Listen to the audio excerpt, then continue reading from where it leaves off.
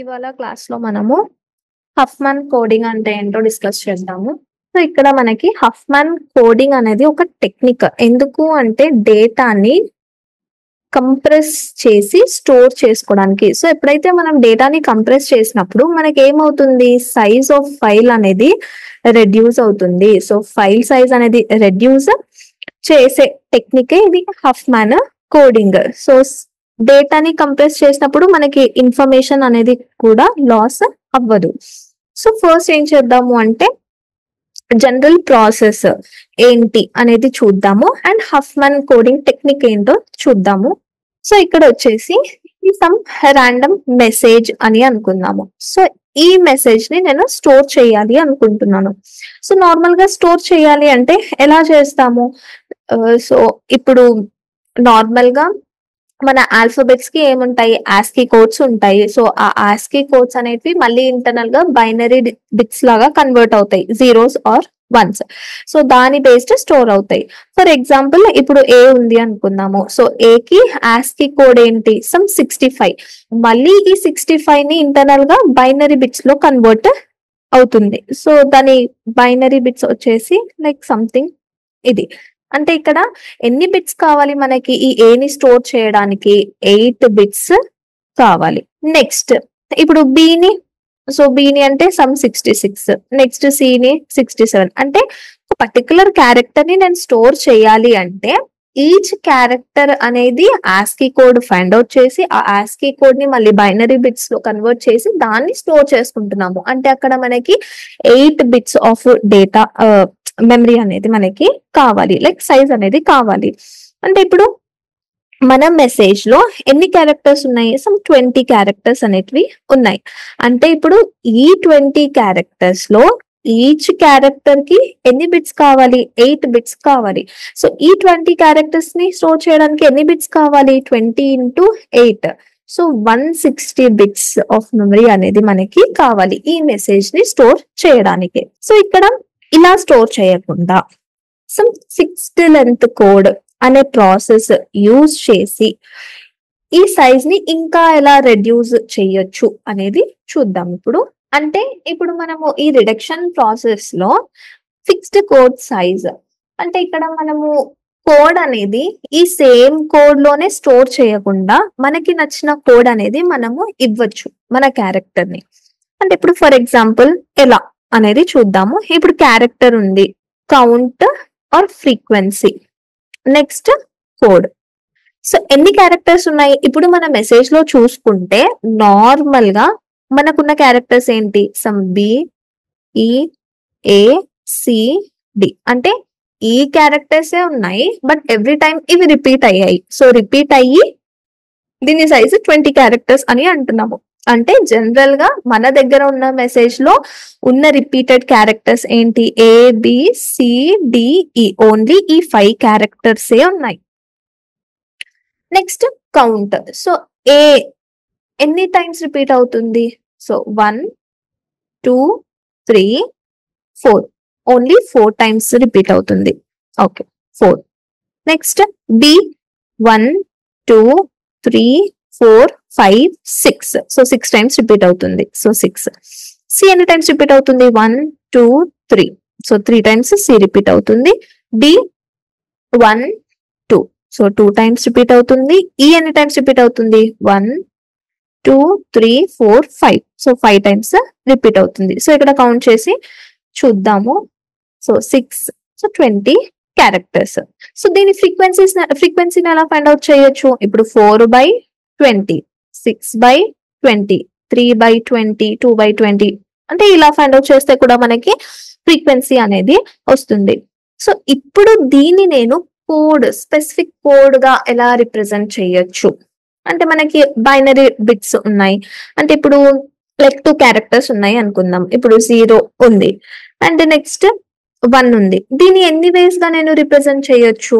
2 characters ఉన్నాయి. So, ఈ 2 characters ని ఎన్ని వేస్ గా రిప్రజెంట్ చేయొచ్చు? సమ్ ఏబి ఉంది అనుకుందాం. ఎన్ని వేస్ గా? సమ్ ఏఏ, ఏబి, బిఏ, బిబి.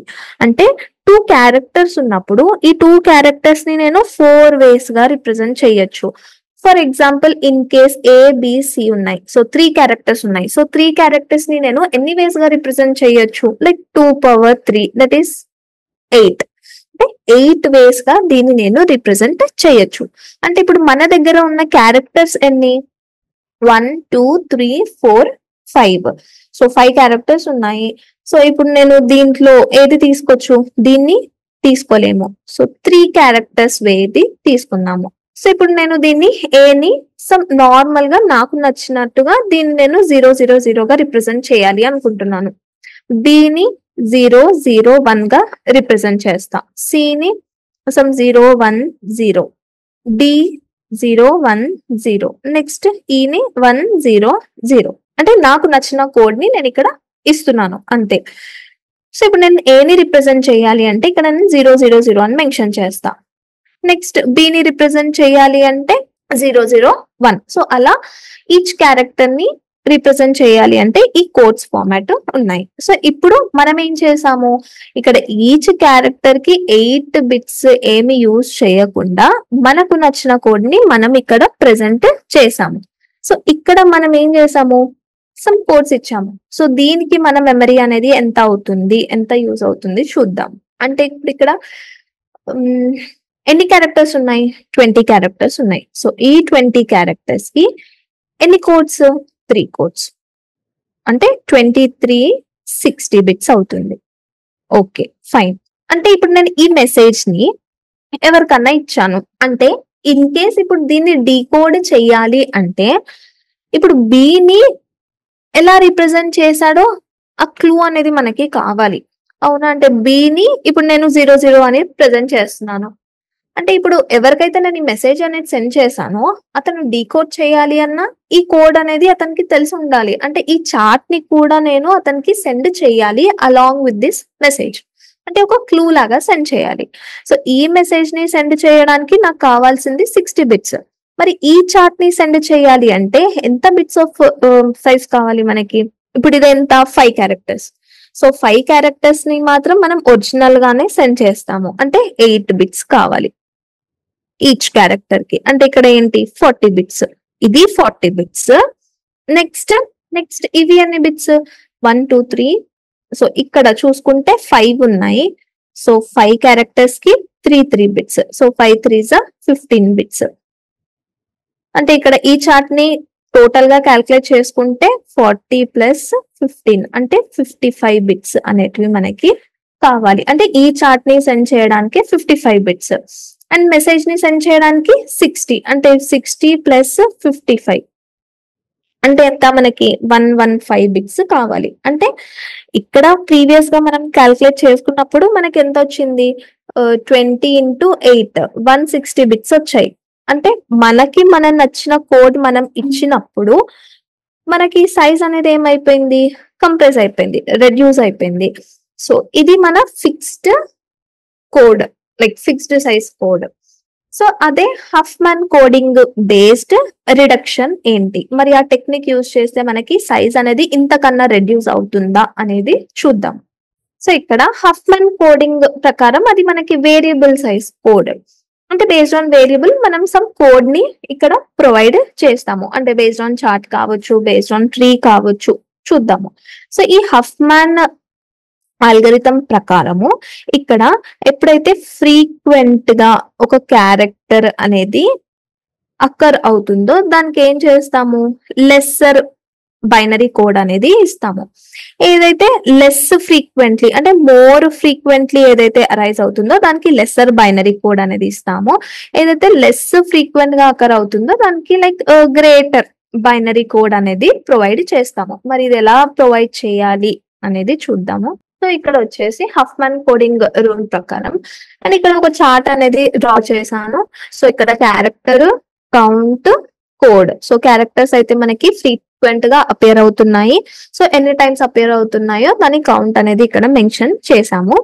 సో ఇక్కడ మనకి ఏంటి, లెస్ ఫ్రీక్వెంట్ గా అరైజ్ అయ్యేవి ఫస్ట్ అనేటివి రాస్తాము. సో ఇక్కడ ఇంక్రీజింగ్ ఆర్డర్ గా రాద్దాము. డి అనేది మనకి ఏంటి 2 టైమ్స్ ఇంక్రీజ్ అవుతుంది. So D 2. Next C. So C అనేది 3 times.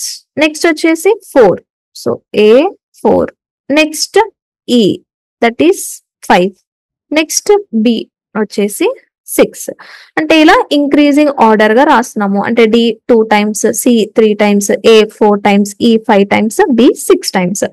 సో ఇప్పుడు ఏం చేద్దాము అంటే ఒక ట్రీని కన్స్ట్రక్ట్ చేద్దాము.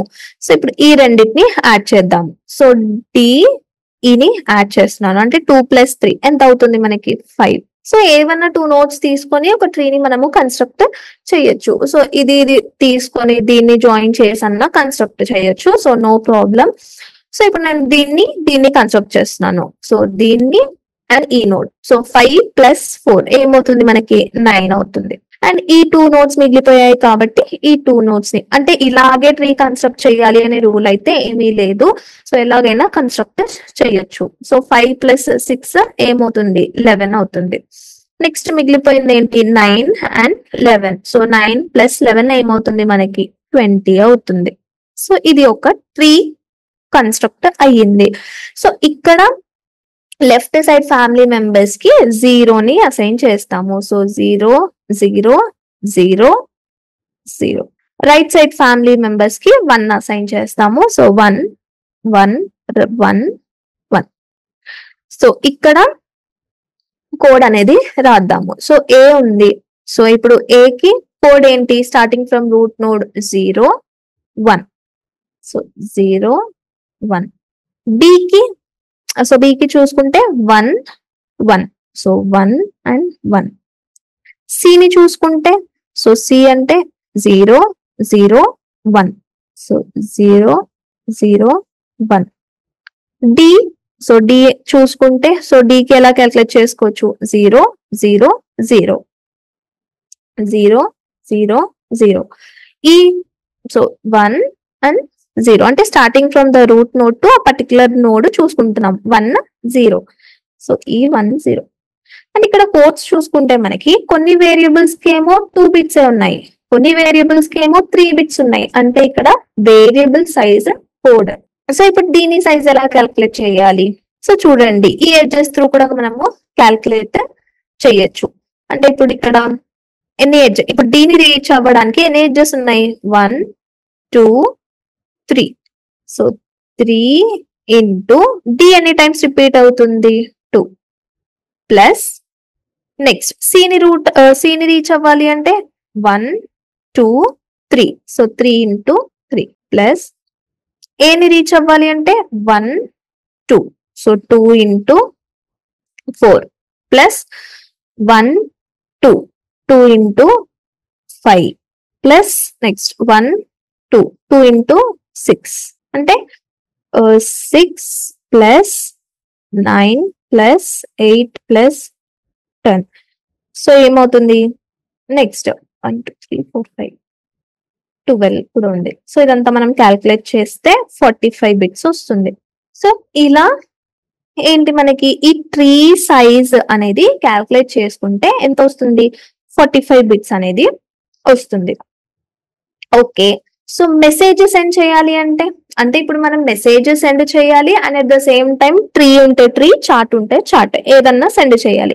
సో ఇప్పుడు నేను ట్రీని క్యాల్కులేట్ చేసుకుంటే నాకు ఎంత వస్తుంది సైజు 45 బిట్స్ వస్తుంది.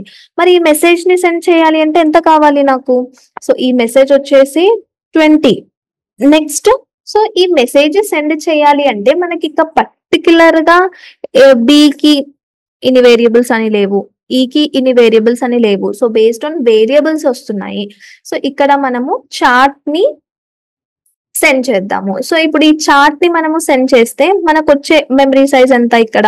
సో ఇవి మాత్రం 5 characters. So 5 into 8. So 5 8s 40 bits. And ఇవి క్యాల్కులేట్ చేసుకుంటే 1 2 3 4 5 6 7 8 9 10 11 12. So 12 bits. అంటే ఇప్పుడు ఇక్కడ 40 ప్లస్ 12 ఎంత అవుతుంది 52 బిట్స్. అండ్ నెక్స్ట్ ఈ ట్రీని సెండ్ చేయాలి అంటే 52 ప్లస్ 45. సో ట్రీని సెండ్ చేయాలంటే 45 bits. So 45 so 97 bits. So ఈ ఎంటైర్ మనము మెసేజ్ ని సెండ్ చేసి ట్రీని సెండ్ చేయాలి అంటే మనకి హఫ్మన్ కోడింగ్ యూజ్ చేస్తే కంప్రెస్ అయి వచ్చిన సైజ్ ఎంత 97 బిట్స్. సో ఇప్పుడు నేను దీని డీకోడ్ చేయొచ్చా? సో ఇలా మనము హఫ్మన్ కోడింగ్ రూల్ యూజ్ చేసి ఫైల్ సైజ్ అనేది కంప్రెస్ చేయొచ్చు. సో ఇన్ కేస్ ఇప్పుడు మనకి ఓన్లీ ఈ మెసేజ్ ఇచ్చారు అండ్ నెక్స్ట్ ట్రీ ఇచ్చారు అనుకున్నాము. సో ఇక్కడ దీంట్లో నుండి ఎలా డీకోడ్ చేయొచ్చు? సో ఓన్లీ ఇక్కడ ట్రీ ఇచ్చారు అండ్ ఈ చార్ట్ ఇచ్చారు. సో ఈ రెండు ఇస్తే ఈ మెసేజ్ ని ఎలా డీకోడ్ చేయాలి అనేది చూద్దాము. సో ఇక్కడ ఏంటి ఇప్పుడు 0 0. సో ఇది వచ్చేసి హఫ్మన్ కోడింగ్ టెక్నిక్. సో ఈ టెక్నిక్ యూజ్ చేసి మనము సైజ్ అనేది డిక్రీజ్ చేస్తాము వితౌట్ డేటా అనేది లాస్ అవ్వకుండా చూస్తాము. సో నెక్స్ట్ క్లాస్ లో వేరే టాపిక్ గురించి డిస్కస్ చేద్దాము.